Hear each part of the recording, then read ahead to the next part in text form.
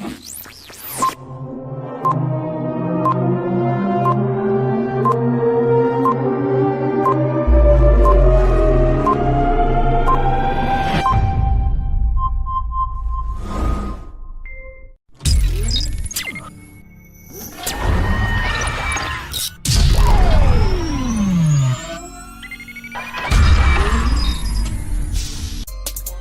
the clock. What up, boys and girls? Welcome to a MMGA TV debut. Make Madden great again, one let's play at a time. I'd like to thank everybody for hopping on to the show. It's going to be action-packed. We're going to have a couple things to talk about. My co-host didn't get a chance to make it in time. I think his wife kidnapped him. Not sure where he went. So we're going to ride solito, as they say down here in Florida. If you haven't yet, grab a little drink, grab some high quality H2O, sit back. We're going to talk about making Madden great again, but one let's play at a time. Thank you all for being one more time. Quick shout out to the league. Thank you guys all for being the best part of the league. Without you, the league does not exist. So we'll kind of jump into it a little bit here. Interesting last couple days. We'll start with the elephant in the room, as they say. One play limit. I want to hear from you guys in the comments. What do you think? How do you really feel? The shirt comes off later. Trust me, you want to stay here to the end to watch that bad boy come off, and we're going to whip it around like the Steelers did to the Ravens last night. Beat they ass. We'll get into some NFL talk as well. Right now, we're going to keep it about the league, and comments are coming in. Take the shirt off by the Greek. We got some comments coming in exposing users to dependent on concepts, which I think that's the goal, right? It's kind of the idea of the one play limit is to force users to further expand their play selection and other plays being run, right? We've all been in those kind of games where the same 4 to 7 plays get ran just out of bunch right, trips right, doubles tight, those kind of formations, and it just isn't fun, right? It's the same stuff, different opponent, new week, same 9 set of plays. And I really think the concept behind the one play limit is, hey, you got that one play to run it. Now you got to pick and choose when you want to call that. We'll call it, not cheesy, right? Because it's in the game and it's part of concepts and stuff. But you get to call the one play you love once a game. We were chatting about this, behind stage and stuff. And most playbooks have like 80 to 90 rushing plays. Most users run the ball 15 to 21, we'll call it 25 times a game on the average. Some don't make it. Cardinals, talking to you. Make sure you get your run limit met this week. But you still got a bunch of plays to pick from, right? The guys fall in love with the same 7 to 10 plays. They don't ever expand past their playbook. And I think that's the goal. I think the goal is to make better users of the game, more concepts and more play designs besides the same 7 to 10. And again, it's a trial and error. We'll see how it goes. Hopefully it creates a situation where more playbooks are getting utilized because there's now more playthroughs plays that are out there. And, I think it's a good thing for the league. Again, the chat line's open. I can put your your comments here on the screen. I am without a co-host, so you get to listen to my beautiful voice for the duration of the podcast, unless Blake shows up, and then we'll hear different. Or somebody else wants to join in. Feel free. You don't have to show face. The studio is kind of programmed to let both visual and non-visual folks kind of join. So if you want to hop on, shoot me a DM. It goes down in the DMs, and I'll shoot you a link, and you can join the show. We got some folks checking in. Appreciate you guys tuning in to the pod. I think it's a debut. We're going to talk about, so a little bit of an agenda. We're going to talk about the league a little bit. We're going to break down each conference. We'll go into each division. We'll talk about some of the recent departures that we've had in the league, and really keep pushing it forward. If there's anything else you guys want to talk about, again, it's an open forum. This is, as I like to consider it, a people's podcast. So it's about the people. It's about the league. It's what you guys want to hear, see, and really just talk about. So we got someone chiming in real quick. So what's your thoughts? Because everyone knows a lot of plays and a lot of concepts just aren't good in this game. And you bring up, and that's fair, right? Not every play is going to work as intended. They don't do on Sundays, right? Some plays. How many times have you watched a game on Sunday and be like, that guy's an idiot? Why did he call that in that situation? Why? Makes no sense. We're going to have those kind of situations also. And especially with, the defense pursuit angles being as atrocious as they are, with defense in general kind of being a little behind par. I think, and I'll come back to that comment specifically, right? It's about, you can custom stem. So custom stem almost allows you the freedom and ability to make a wrong play right by adjusting the route depth of a player. Is it going to fix it completely? No. Not saying it's going to, for sure. But will it help? Absolutely. And the fact that you have the ability to hot route one of those players to help with that concept or play that you're choosing to run.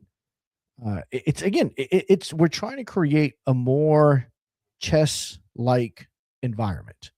It's more so about creating an environment where games are highly competitive, right? You're moving kings, I'm moving queens, pawns, bishop. It's a chess game.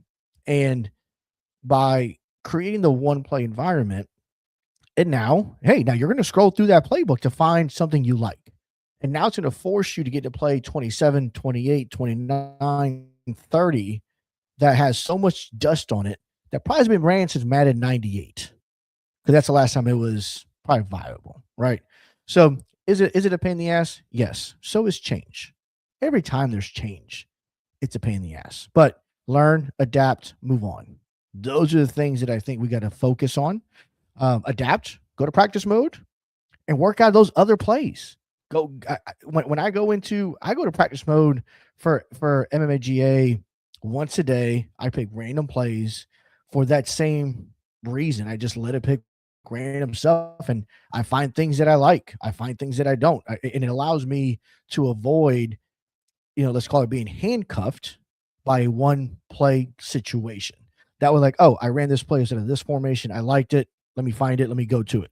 Now, we all have our favorites. We have 10, 20 plays that we call it our go-to, just like every OC does. Every OC has their list of favorites that they go to, but they don't call it more than once or twice a game. They call it in key situations, third and shorts, third and longs. You need a play. You got to end momentum, right? It's pushing against you. You need those kind of plays to kind of flip and get you back on track. That's what it's for. The rest of the game is, hey, I'm going to find out how this guy's playing defense.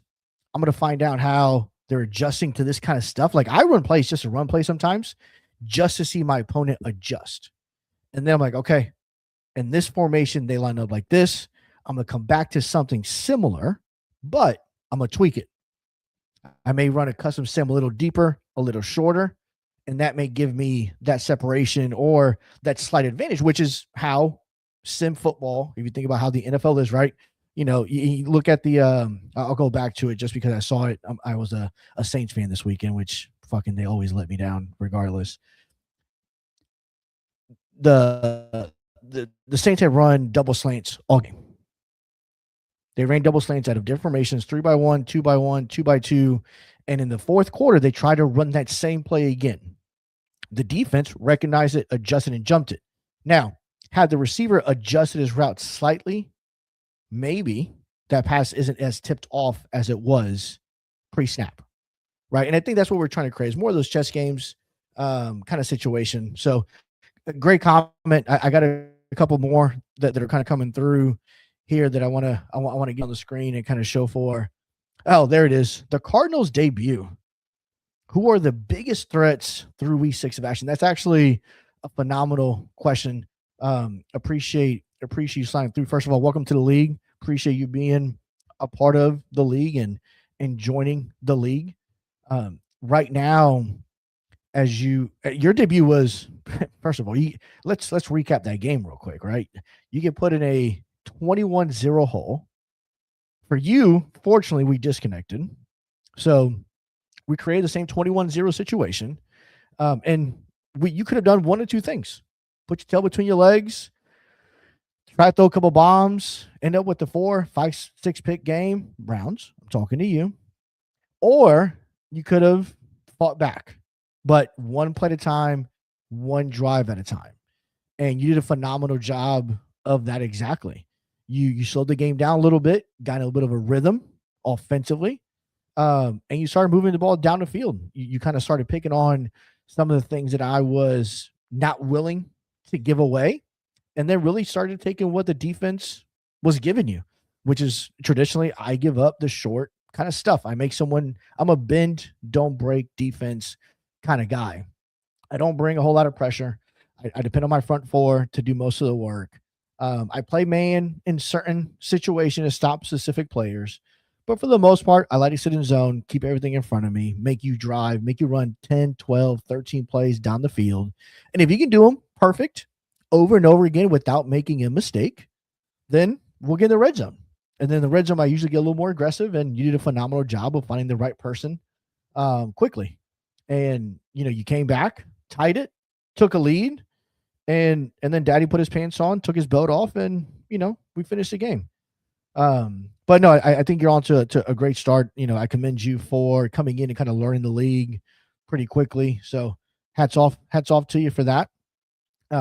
As we kind of see biggest threats through week 6, I mean, the league's always been extremely competitive. The guys that are in this league are savvy. They're intelligent folks.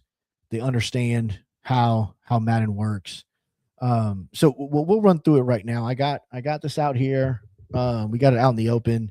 We'll talk through the top 10, at least in the NFC. We'll start with the NFC first. It's kind of the division that's had, we'll say, the fewest amount of change since the middle of last season. They've been more stable.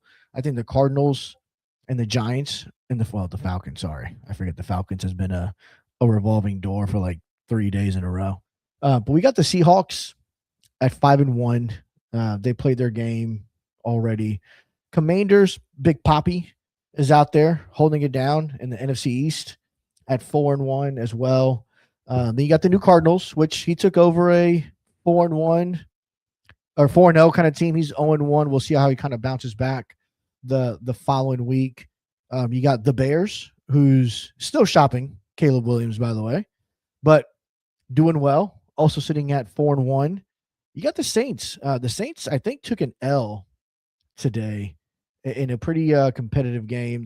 They're down to 4-1 as well. And then you have 2 teams tied at 4-2. The Packers, who's always been one of those. The guy won games last year with his third string quarterback and third string running back at one point playing for like 3 games. It was disgusting to watch. I don't know how he does it. I don't know how he did it. The guy had a throw power like 84 and was still completing passes. And he had a guy that had like 88 speed out there running the ball. I don't know how he did it, but he found a way. And then you got the who is it? The Cowboys. And the Cowboys, the guy hates Dak. He finally made the move. He started Reed a couple of games ago. I watched one of his games earlier, and Cowboys seem to be doing just all right. Has a nice little running game. He's kind of hit or miss against the run. If Woods is on his game, he's tough to beat. If you find a way to neutralize Woods, it seems like he can be kind of ran on. You open butt cheeks, slide right in the middle. That kind of seems to be the Cowboys' way, and then especially in real life. But that kind of seems to be the way for them. And then you flip over to the AFC, and you got the Ravens at 6-0, which nobody, including me, thought we'd be at 6-0, considering the schedule we had, kind of the start, and to continue. We got some tough games coming up in the middle and latter portions of the year, but for right now, we'll take it. And then we got the Titans. Titans at 4-1. The Jets at 4-1. Again, two phenomenal users. The Jets are kind of learning how to play with the new players they have. They made some trades. They made some acquisitions in the offseason. They got rid of some veteran guys. They're playing some young guys. They're in that middle tweener kind of stage right now, but they're finding a way to put up a ton of points right now. In the AFC, they're the second highest scoring team in the AFC. And then you got the Dolphins, which, new user to our side. So we'll see how Alex does. That's his Discord name. Don't know his actual name. We'll see how Alex does with the Dolphins. From what I did, I think he'll be just fine with that. Then you got the Raiders at 4-2, which again, it's one of those teams he's been rebuilding from last year, the year before. He's been drafting well. And you kind of see it start to show me as his quarterback. He's got his running back. He doesn't give a shit about tight ends. Got rid of Brock Bowers, got a haul for him, allow him to really stack up his defense to his kind of liking. And then you got the Steelers. Sapp, he was doing well, 4-2, had Kyler Murray as his quarterback, seemed to be on the up and up as far as trending towards a playoff push this year. I know he's been a little disappointed that Daddy's been beating his butt for the last couple seasons in MMGA, but he left, so we'll see who the new Steelers is. I get to bless him with the welcome to the league next week as well. Hopefully I get to bless him and I'll get blessed. And then you got the Broncos. The Broncos, a team, they're scrapping their way back right now. They started 0-3. And I don't know that many people thought they would start 0-3. A lot of conversations was thrown about why he started 0-3, but now the guy sits at 3-3. He's won 3 in a row. He's figured some stuff out on offense.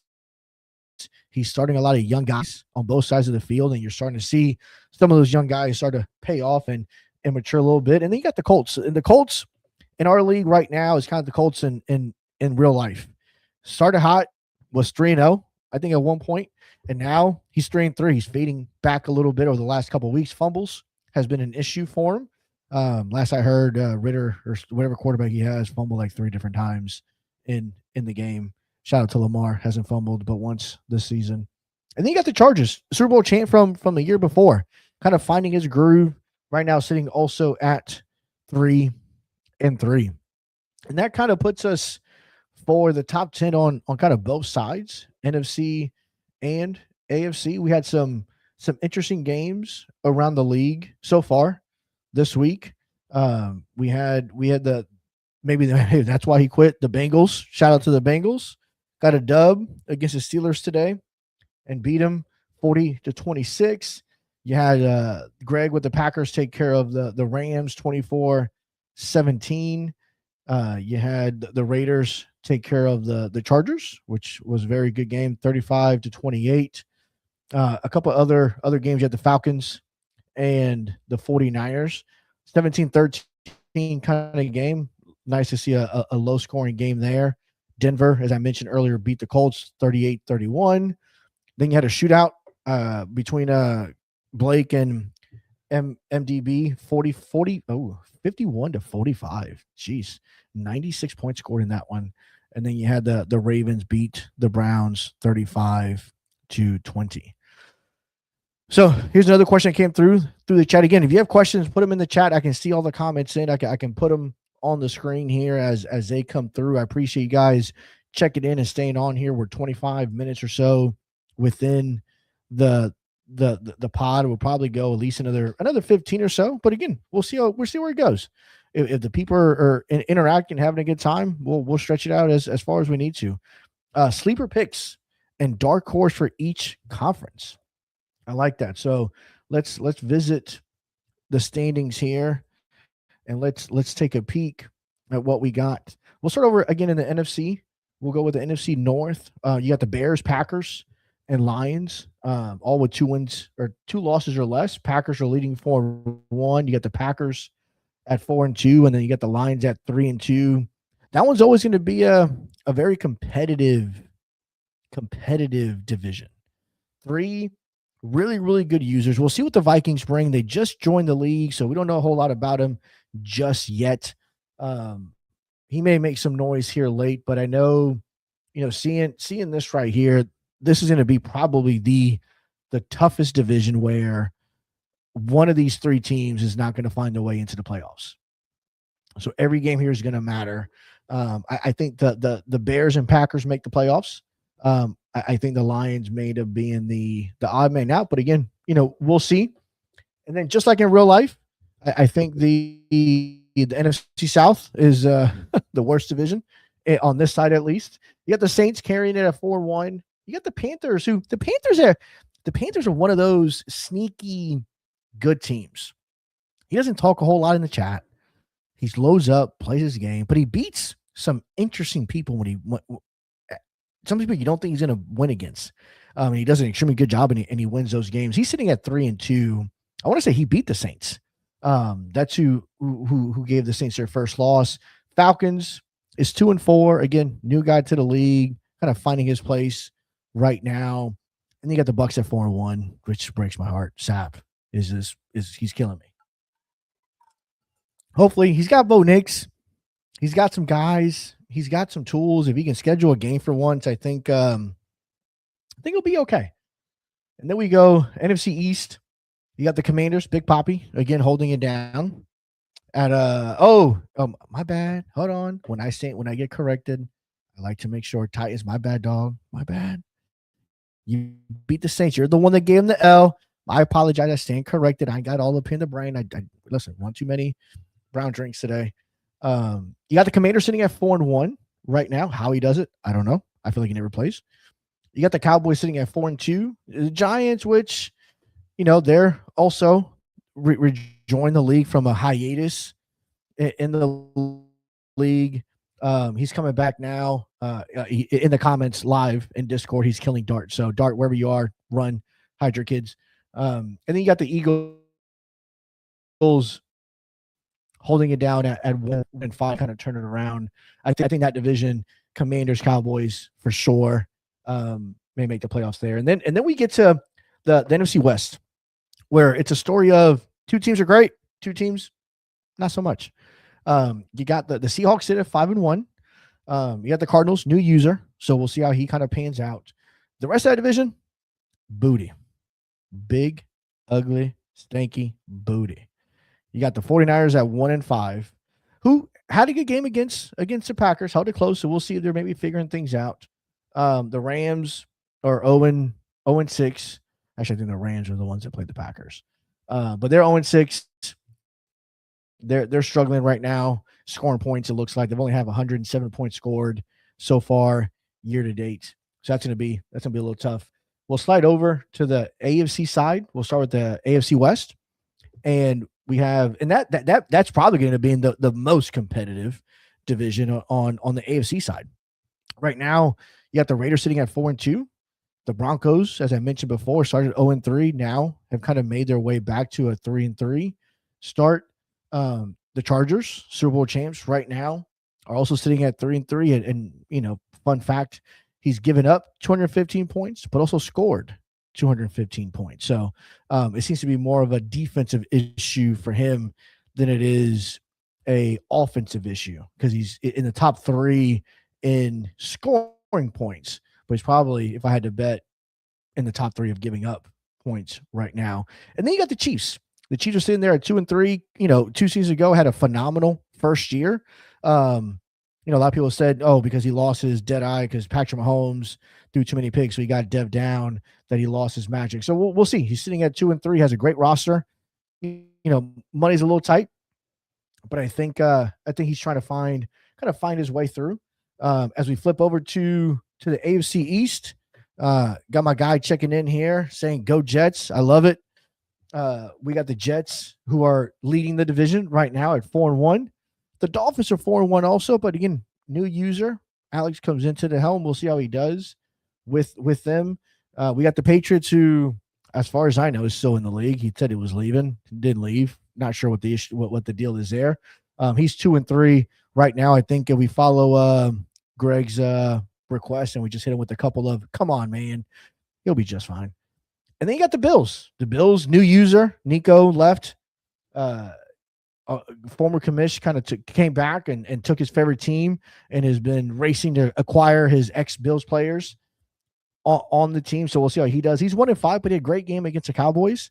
Good user over the NFC side. So we'll see if he's able to make some magic happen here down the stretch. And then we move into the AFC South.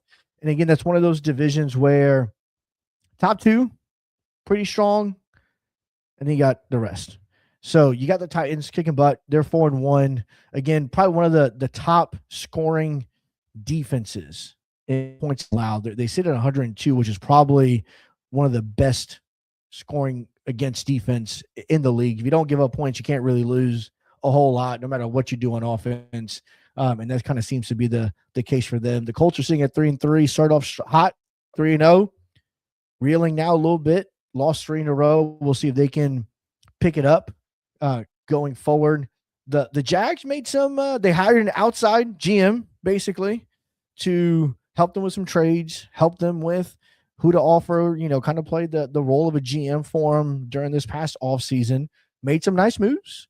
Thought I had a really good draft. They're sitting at 2-3 right now. I know there was a forced loss that was taken through there, but right now it seems like offense is the issue. Only scoring 111 points so far through 5 games. That's going to need to change if the Jags want to make a difference. And then the Texans, they're 0-5, but the guy's been on vacation. I think he's missed 3 or 4 of the 5 games in this vacation span. He's been gone since Christmas or before Christmas. Like during the break, he was gone, and he's still gone. So he should be hopefully returning back. I know he's a pretty good competitor, so we'll see how he does coming back into the league and getting his feet wet with that team, which again has some pieces to it. We'll see how he does. And then you got Daddy's division, the AFC North. We got the Ravens, who sit at 6-0. We have the Steelers, who were reeling a little, were creeping up, maybe challenging for the division this year. That new user, we'll see who ends up replacing that. They sit at 4-2 with a pretty good kind of team. We'll see how that turns out. The Bengals getting a dub. They're not 2-4 on the season. I think they're starting to get more adjusted to the league a little bit. I was watching one of his streams before, and he was like 17-0 in his other league, and I was like, bro, does that league have openings? Like, I want to get in and dominate some folks here, but they didn't. But the Bengals sit at 2-4, and then you got the Browns. Well, again, the Browns are struggling on offense a little bit. That roster's not very good. I give him a season or 2 to get his feet wet. He plays well. I think he does a good job on both sides of the ball, and that may be, someone to kind of look out for as far as a dark horse in a season or 2 that could challenge in the AFC North. And that's kind of the breakdown there for players or for divisions. One of the comments that are coming through here will show a couple of the comments here. Greg was asking about early MVP, offensive player of the year, defense, that kind of stuff, candidates. We'll take a look to see what's out there, right? So let's look at, for MVP, as much as I hate to say, it's usually a quarterback, right? Usually those are the guys. Those are the sexy guys that do get the trophy, they get the girls, they get the money, they get paid $500 million. And right now, I mean, if I had to put an early candidate, I fucking hate doing this just because I know it gets to his head. I gotta go with Hooker. 21 touchdowns on the year so far, only 3 interceptions. He's throwing for almost 300 yards a game, and he's throwing the ball not that much. I mean, he only has 129 attempts on the season. His average yards per attempt is 11.3, which is second or third in the league right now. Is doing a good job. Is doing a very, very good job of protecting the football and not having turnovers right now. So I would say early on, Milton can make a case a little bit. 14 touchdowns, but again, already has 7 INTs, which is not gonna help those causes. You go over to the receivers. You got JMO kind of leading the pack there with 108 yards a game, sitting at 649 yards for the season. And then a dark horse for me, if we're ever going to give it to a running back, got to be Coleman from the Seahawks. After taking over for K9, bold trade, got a haul from the Ravens, and he's already leading the league in rushing with 728 yards on just 81 carries, averaging an astonishing 121 yards per game, 9 yards a clip, which is crazy, averaging almost a first down per touch. So again, we'll see how the one play affects him a little bit. Does it at all? And that's a guy that may come through. As far as like rookie of the year guys, it's kind of interesting right now where the league kind of stands, because remaining it was still here. I think that would be the kind of the leading front runner, just because I know what those stats would kind of look like. Again, we'll see what the Cardinals guy does. Sam Levitt could be a dark horse. Again, 9 interceptions already. I like usually for running backs to be the guy to win rookie of the year, sometimes just because of usage, and it just makes sense for those kind of guys to have the volume. Isaiah Brown, running back for the Browns, kind of stands out a little bit as a potential dark horse rookie of the year. And then if you really look at the receivers, we had a lot of good ones in this past draft. Luke Reynolds from the Bengals, he's a tight end. He's up there in the top 15 for receiving stats so far as a rookie, followed by Jeremiah Smith of the Broncos. Again, Broncos, that's 2 guys that I've named rookies in the conversation of rookie offensive player of the year. They're making moves on the defensive side.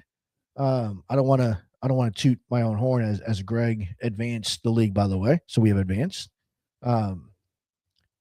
We got a couple guys that may stand out. David Stone from the Ravens, stud D tackle, 5 sacks already on the year at a D tackle position. That is tough to come by. And then you have Dylan Stewart from the Lions, who already has 11 tackle for losses on the year. That's a pretty good candidate for rookie of the year. DBs, there's not really much out there that are making any noise yet. Again, that awareness, play recognition could be low. Kendall Daniels out there for the Commanders is kicking butt and doing well here so far.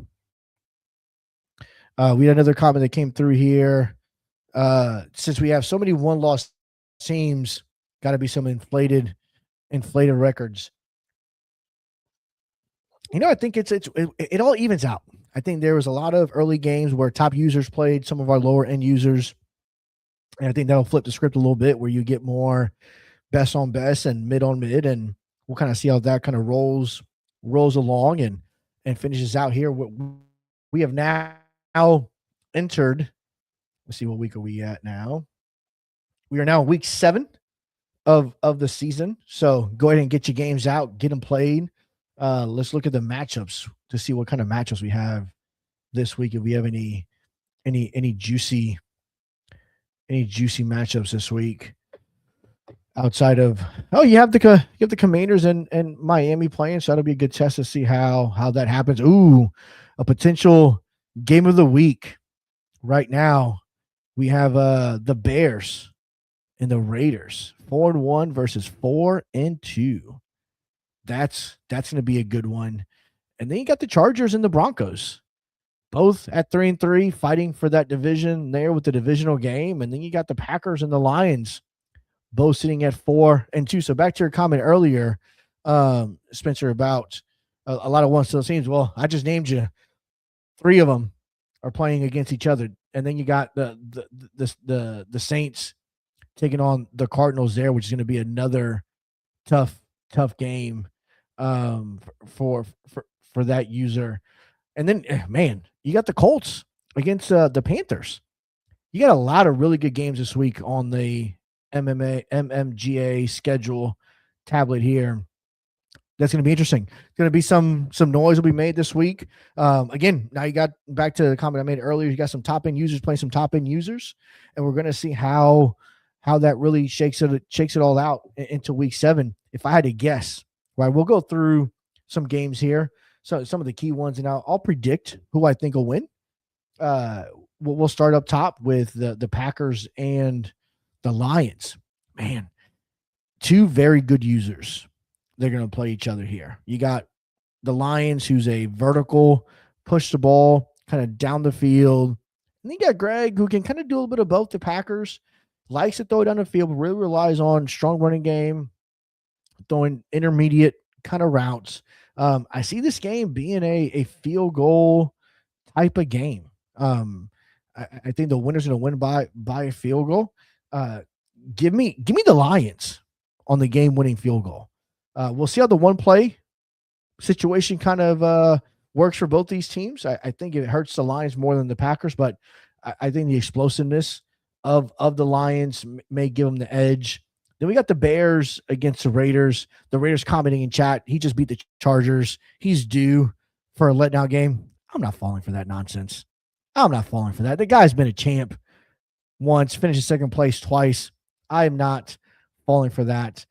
I think this is a close one. The fact that it's in the Raiders stadium, I think helps him from field conditions and any snow or rain or anything of that nature. But I think the Bears keep it close.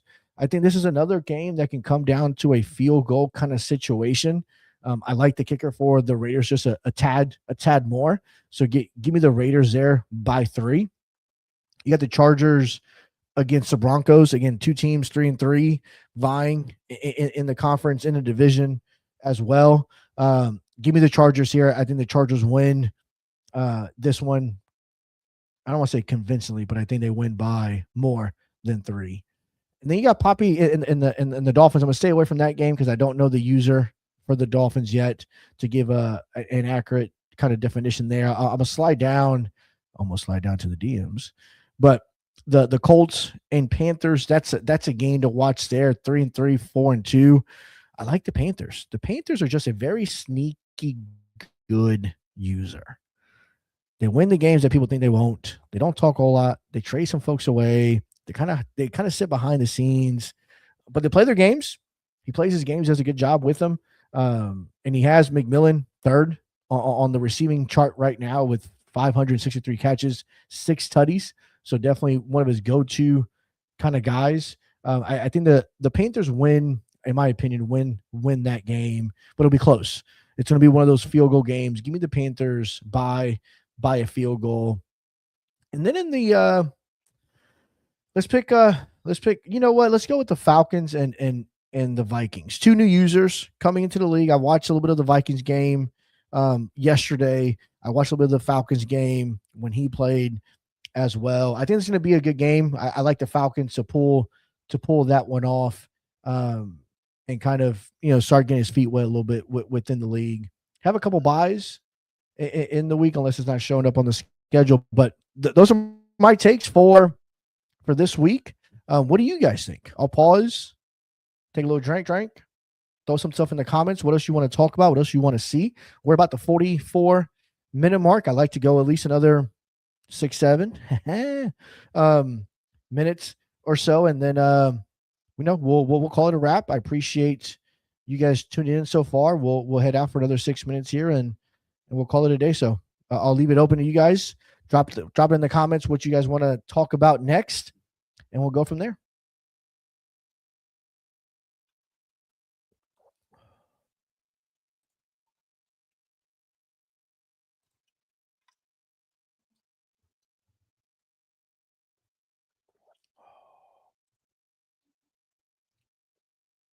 Oh, boy. All right, so we got a hot take here. Cards, Saints by 10. Take the spread. Take the spread. Cardinals are looking for some bulletin board material, trying to get himself fired up for this game. That's gonna be a good one. Again, hey, listen, you got a high-powered offense. You got a great offense. I think you have a great defense. You definitely have the guys to go out there and win the game. The previous user did a very good job of setting up that team, making some key trades, which I wonder how he's doing nowadays. Wish him well. Hopefully he's not as angry as he was a couple of days ago, but he did a good job of setting up that team for success. So with that, guys, we're at the 45 kind of minute mark here. We'll dive into what do we think is next here. Any other change you guys want to see for the league? I know draft class is coming out.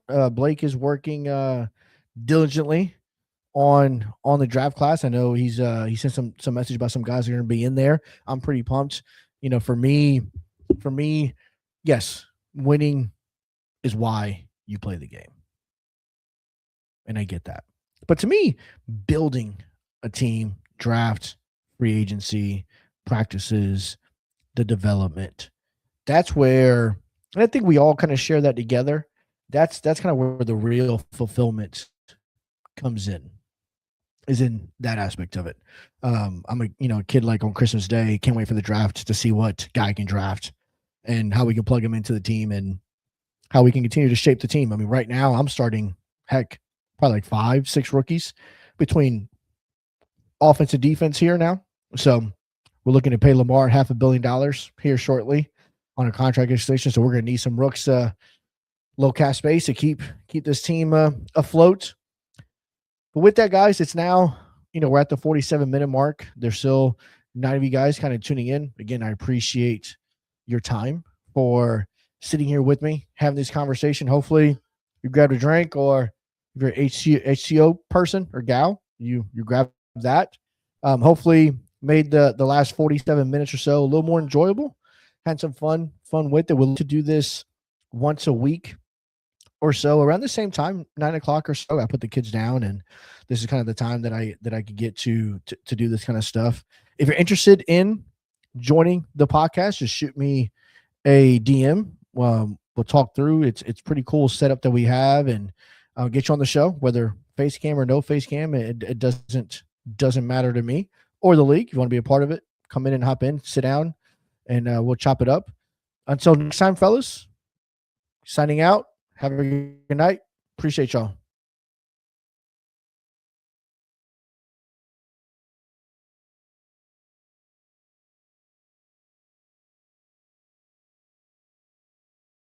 Are you